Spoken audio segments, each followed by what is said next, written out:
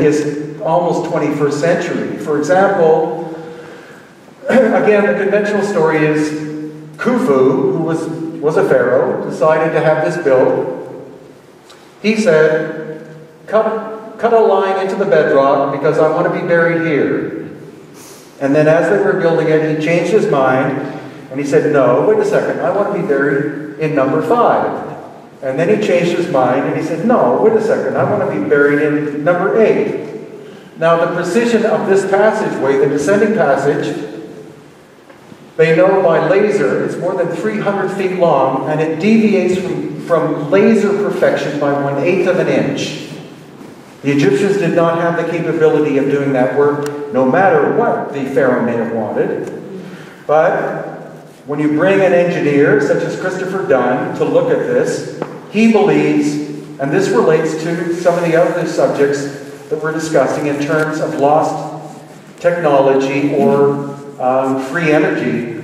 Christopher Dunn believes that the Giza pyramids were power plants. And how they worked was that there are tunnels, a series of tunnels that go from the Nile. And from the Nile, they go straight to and underneath the Great Pyramid and the other 2 pyramids on that site. And that in his case, he believes that it was chemicals they were using to create hydrogen. But other people believe that what they were doing is they were moving water, and it was gravity-fed underneath the Great Pyramid, and that at one time there were mechanisms inside the Great Pyramid that were capable of splitting water into hydrogen and oxygen, creating energy.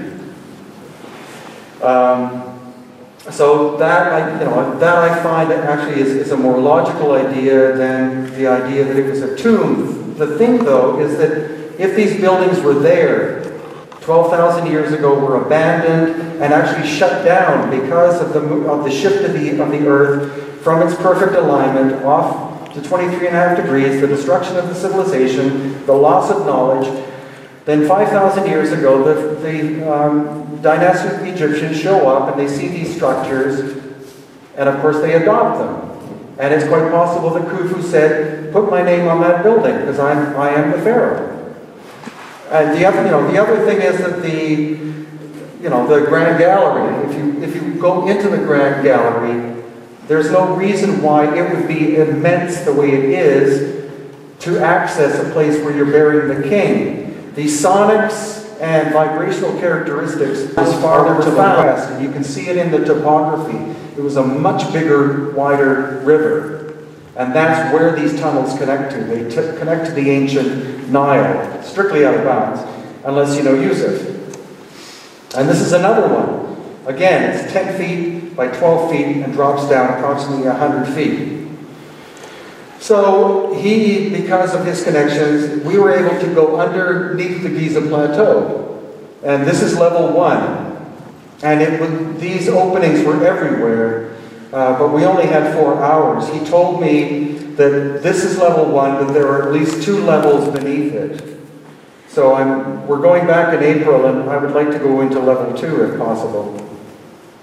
And the best book on the subject, I believe, of ancient pre-dynastic Egypt is this book written by Stephen Naylor, and it's called The Land of Osiris because what he talks about is from the oral tradition perspective, the fact that the Giza Plateau area is the oldest by far part of ancient Egypt. The rest of it, Aswan area and all the areas with the beautiful, true dynastic Egyptian works, which are masterpieces, are outside of this area.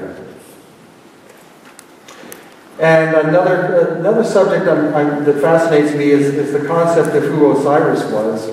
Because, again, a lot of you have seen the depictions of elongated heads from Akhenaten in that time period. And I'm wondering if it kind of relates to the studies I've been doing in Peru of the elongated skull people. And why it is that people practice cranial deformation in order to look like these mysterious ancient ones. Of course, the automatic idea goes to that these, people were aliens or related. We are presently doing DNA testing of the ancient Paracas people of Peru. It's taken a long time, though, because the DNA is more than 2,000 years old, so it's very time-consuming and expensive to get the results. But once I do get results, I will. This is another example of Yusuf with cut stone surface.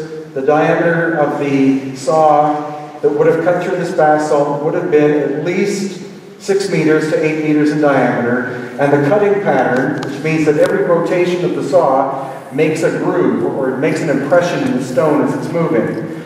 The speed at which this saw moved, by some experts, is twice the speed of what a 21st century saw can do. And these we find as well. We find these scattered all over the place. Precision drill holes in the middle of the desert. Nobody in recent times would go out there with a drill to core sample something like this, because there are lots of them. But it takes an eye to see them. This gives you a sense of the size of them. And again, the feed rate, which is the rate at which the cutter is going through the stone, in this case rose granite, is approximately at least twice the speed of what a modern diamond cutting drill can do. And unfortunately, you can't see this too well, but this will show you the impression. I have lots of photos on my website, etc., but you see the pattern of the cut as it goes. It's approximately every 2 to 3 millimeters is one rotation of this cutting tool. We also find strange things like this. This material is called quartzite. It's very hard. And these strange tub-looking things are not, or were not originally in this place at Abu Gharaib, which is in the desert of Egypt, but they were scattered about. Nobody has any idea what they were for, but conventional Egyptology says that they were the bowls, or they were giant bowls for the sacrificial blood of special bulls for some reason. But the thing is, anybody who's ever made a sink, the trouble is once you get the blood in the bowl, how do you get the blood out of the bowl when the drain hole is only halfway down? The drain hole should be at the bottom or lower down. But again, in each one of these, you have this very precise cored out drill hole. And then, here's good, ain't it? And this is the Serapeum, which is completely amazing. It's only been opened or reopened for a year because it was thought too dangerous to go inside because the ceiling is supposedly unstable. But these are boxes made of gray granite and rose granite. The boxes themselves weigh 70 tons and the lids weigh 10 to 15 tons. These are located, there are 28 of them, I believe. They're in a tunnel underneath the desert. No one knows how they got the boxes in to begin with, how they moved them from the quarry 500 miles away. But also the lid, for some reason, was cut out of the same block of stone. They fit together because they were once one piece. And again, Christopher Dunn has taken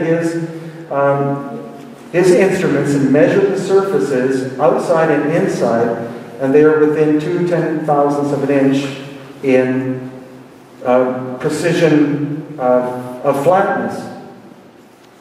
And this is Stephen Mailer, but this is an incredible example of the fact that, again, the precision of this surface is as close to being perfectly flat as is technically possible, and yet the hieroglyphics on them look like they were done with a nail or a screwdriver. They are so awful in terms of quality. So most Egyptologists say, well, because we're reading what's written on the box, and the box is telling us who made it and how it was made. But that is like somebody going up to a Maserati that was just made after someone has taken a key and carved a story into it and said, Bob the plumber made and designed this car. It's the same kind of story.